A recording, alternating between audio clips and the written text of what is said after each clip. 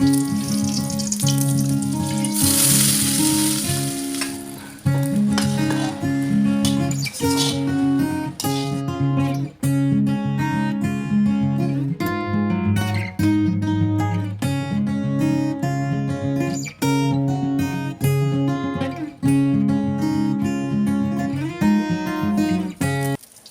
assalamualaikum warahmatullahi wabarakatuh. Apa kabar teman-teman semua? Mudah-mudahan teman-teman di sana selalu dalam keadaan sehat, bahagia dan selalu dilancarkan rezeki dan urusannya ya. Amin Allahumma amin. Nah, hari ini alhamdulillah aku mulai berkegiatan kembali, diawali di jam subuh, udah uprek di dapur karena pengen satset gitu. Di tempat aku udaranya dingin terus juga gerimis. Di sini aku mau masak yang gampang aja. Tadi aku habis goreng martabak tahu yang kemarin aku bikin ya untuk stokan di freezer. Jadi enak banget kalau punya stokan makanan frozen gitu ya, tinggal goreng. Nah, lanjut, ini aku mau tumis-tumisan sayur aja. Tadi udah aku masukin si bawang putih cincang, terus ini pakai cabai rawit yang diiris juga tipis-tipis. Ini dioseng-oseng aja sih, kayaknya semua teman-teman udah bisa deh kalau masak ini, pasti jago. Terus untuk sayurannya aku masukin si bunga kol sama si baksonya, udah aku cuci juga ya teman-teman. Kalau teman-teman di subuh hari biasanya aktivitasnya dimulai dari apa dulu nih? Oke, ini dioseng-oseng aja, ditambah air sedikit biar cepet empuk. Terus nanti mau aku bumbuinnya itu juga yang simple, yang sederhana ya. Aku cuma pakai kaldu ayam aja, udah nggak pakai garam, gula segala macem. Karena ini juga masaknya kan sedikit ya. Aku lagi cobain kaldu ayam dan ternyata tuh rasanya gurih banget ya. Dari dulu tuh kayak nggak pernah cobain gitu. Oke, tadi juga aku tambahin si pokcoy biar warnanya tambah cantik dan biar ada hijau-hijaunya gitu ya, makin tambah seger. Pagi-pagi gerimis dingin tuh kalau makan sarapan kayak gini kayaknya tuh enak banget. Teman-teman boleh tambahkan lada bubuk ya, tapi karena di sini aku lagi nggak punya, jadinya aku nggak tambahin. Oke, udah mateng sebentar aja, terus langsung aja disalin ke mangkoknya. Menu masakan pagi hari ini di rumah aku sederhana banget, yang penting ada gitu buat sarapan. Ini menu masakan pertama aku ya di belanja mingguan minggu ini. Oke, lanjut teman-teman. Di sini aku mau sharing untuk mengatur gaji bulanan gitu ya. Kadang tuh ada yang nanyain, makanya aku mau sharing di sini. Sebelumnya aku mau kasih tahu dulu kalau penghasilan kami berdua, aku dan suami aku itu nggak tetap ya, karena kami wirausaha. Jadi kami ambil tengah-tengahnya aja ya, karena kadang penghasilannya bisa lebih, bisa juga kurang. Di sini aku ambil rata-rata aja, gaji yang 3 juta aja ya teman-teman. Ini gaji 3 juta per bulan ini udah termasuk semua-muanya. Jadi rinciannya nanti aku jelaskan satu-satu. Sebenarnya aku tuh nggak terlalu pinter untuk atur-atur keuangan, apalagi tuh aku ngerasa dulunya pas sekolah itu nggak jago sama sekali matematika. Bahkan aku tuh kayak apa ya, kayak fobia gitu sama pelajaran matematika, ngitung-ngitung.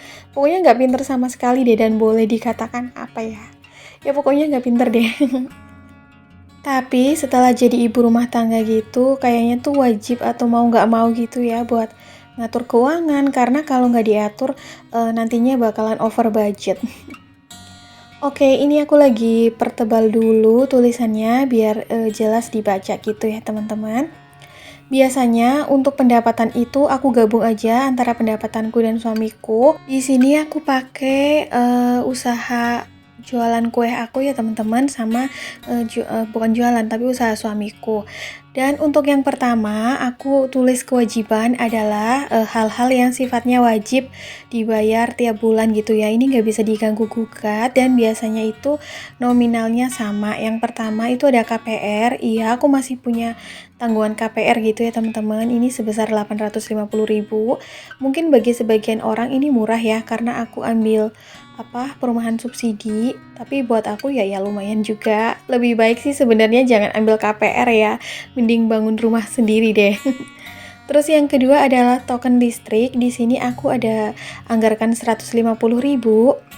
Listrik di rumah aku itu 900 watt ya teman-teman, tapi biasanya hanya terpakai tuh 130-an ribu.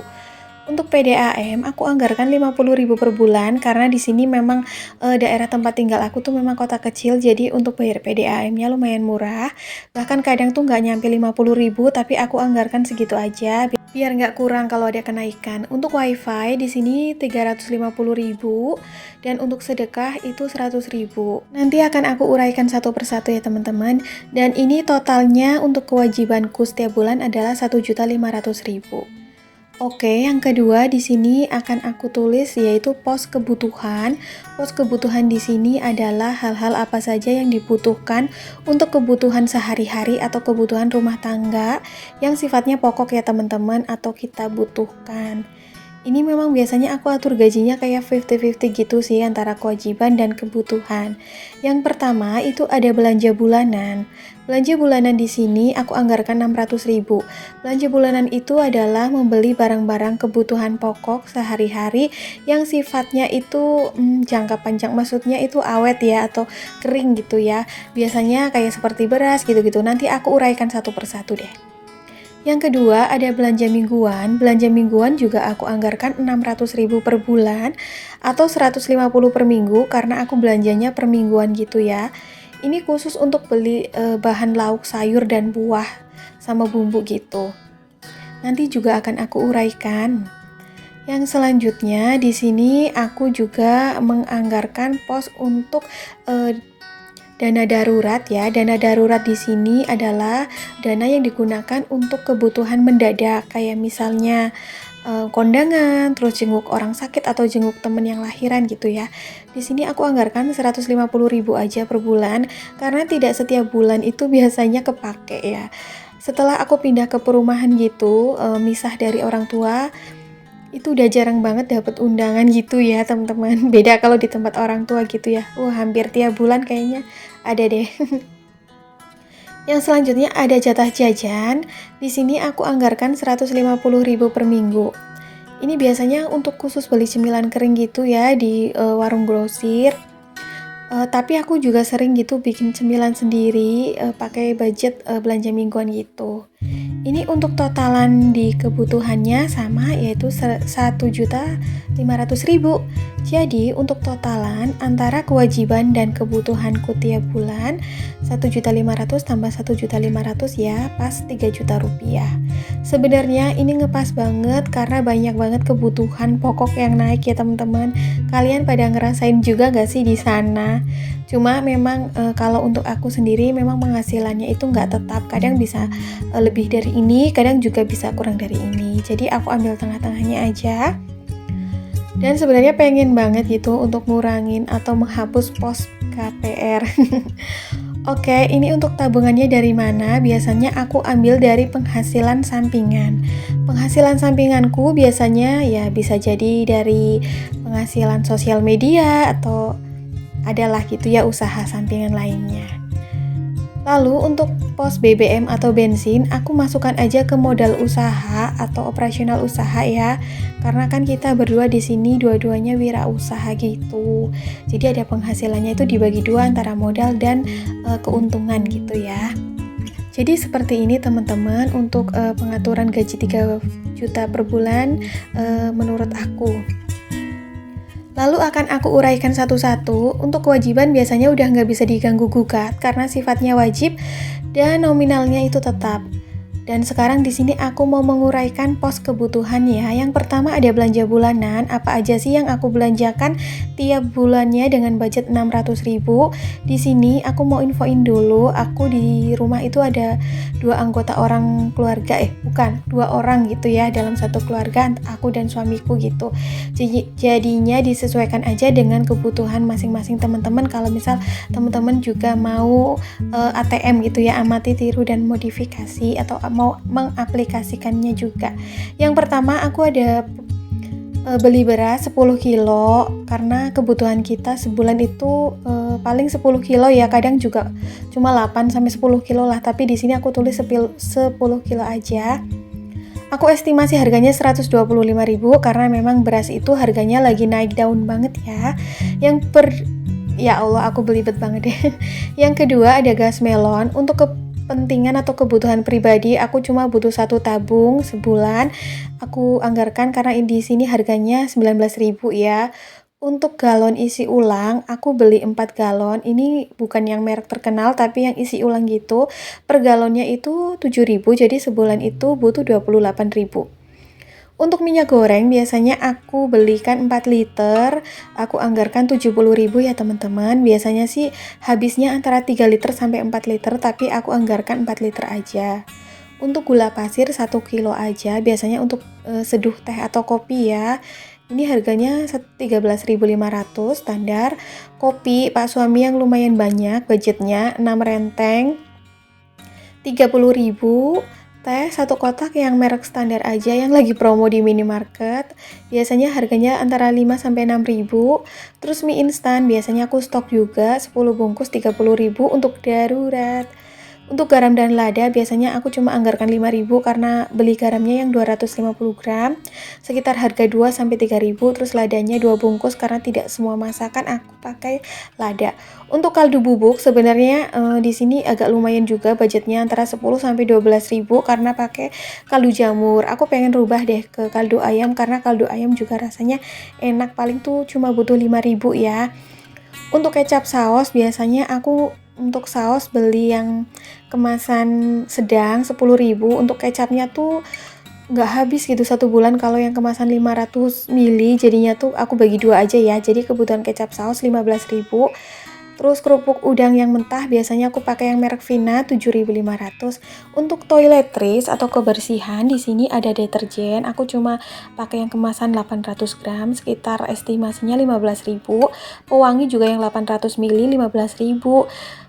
Untuk sikat gigi itu 2 ya 7.000. Sabun mandi yang cair itu yang kemasan 400 ml sekarang harganya udah 18.000. Sampo pilih yang rencengan aja, pilih yang 2 gantung gitu 10.000. Untuk pasta gigi aku biasanya pakai yang Ciptaden yang murah aja, biasanya nggak lebih dari 10.000. Untuk tisu aku pakai yang kemasan 200 sheet, biasanya kebeli harga 8.000 di warung grosir. Untuk sabun cuci piring biasanya kemasan yang 10.000 aja itu buat aku cukup ya karena baru berdua. Untuk karbol juga 10.000 aja aku anggarkan. Pembalut 20.000, obat nyamuk yang kecil 15.000, terus cotton bud 5.000. Ada sabun colek juga biasanya aku untuk cuci lap serbet sama kosak-kosak kamar mandi 2.000. Dan untuk skincare biasanya aku tuh nggak habis tiap bulan ya teman-teman, jadi itu bisa di mobile gitu dioplos sama kebutuhan bulanan lainnya. Biasanya tuh habisnya antara 2 sampai 3 bulan sekali karena ini pun budget belanja bulanannya nggak selalu habis tiap bulan gitu ya. Pokoknya disiasati aja deh, pinter-pinter aja sebagai ibu rumah tangga. Ini pun biasanya budget 600.000 itu nggak habis.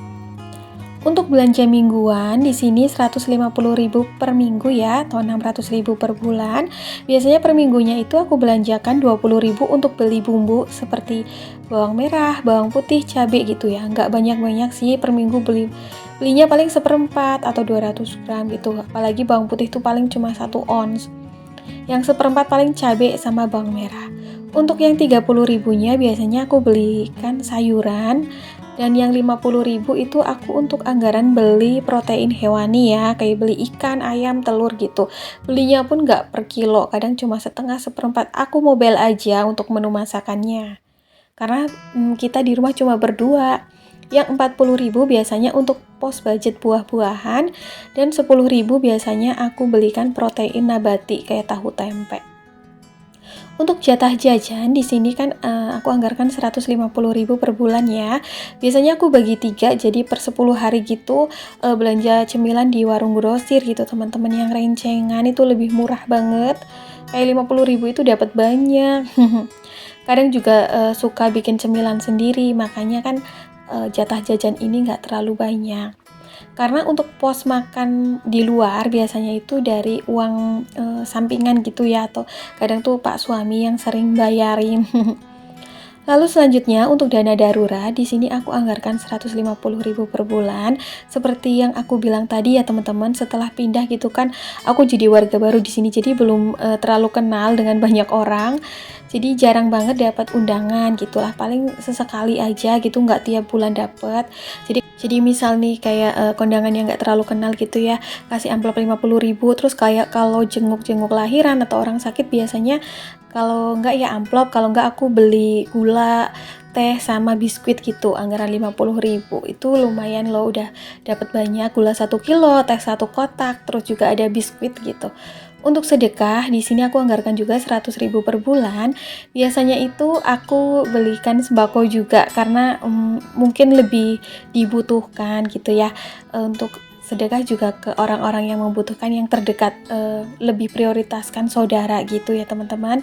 Biasanya tuh aku belikan minyak yang 1 literan gitu, 4 pieces 60.000 ya teman-teman, yang merek standar aja sih kayak minyak kita. Tapi sekarang juga harga minyak agak naik gitu ya.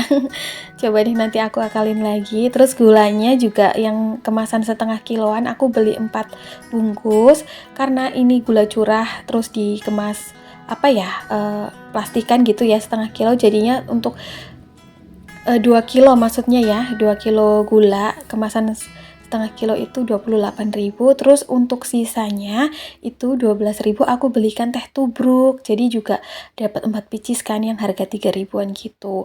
Jadinya totalnya itu pas ya 100.000. Ini dapat 4 paket sembako gitu teman-teman. Biasanya aku kasih di awal bulan gitu ke saudara aja sih yang membutuhkan, karena katanya kan sedekah lebih baik ke yang lebih dekat gitu ya. Oke teman-teman, ini dia tips mengatur gaji 3 juta per bulan ala aku, sederhana aja. Harapan aku mudah-mudahan KPR aku cepat selesai biar pos budget tabungan bisa diperbesar lagi. Terima kasih ya yang udah nonton video aku sampai detik terakhir. Mudah-mudahan apa yang aku sharing ini bermanfaat. Mohon maaf bila ada kesalahan kata maupun perbuatan. See you next video. Assalamualaikum.